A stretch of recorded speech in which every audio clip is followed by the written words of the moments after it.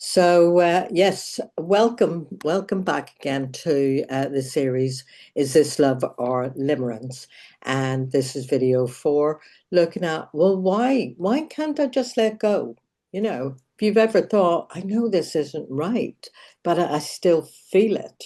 Well, this is why. So one of the most important things that you need to understand is knowing something is not the same as being free of it. Just being aware of something doesn't resolve it. It just means you're aware of it, but it doesn't clear it or resolve it.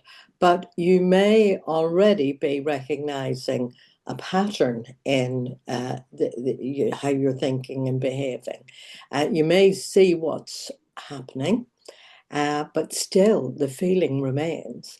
And that can be so frustrating and so confusing and bewildering and even discouraging.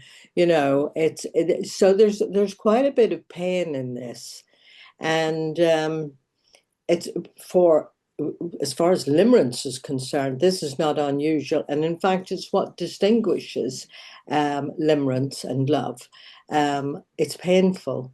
It's painful because the pattern isn't just in your thoughts, it's in your attention. In your habits, in your system is learning to keep returning over and over to this person. And so it doesn't change overnight.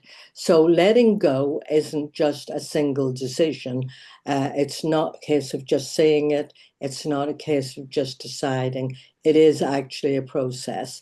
And there's a gradual shift in how you respond to what arises.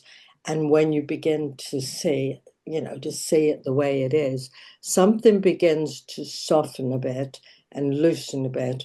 And in the next video, we're going to talk about that moment when something begins to change. So bye for now, and I'll see you in the next video when we look at the moment when everything begins to shift. So bye for now.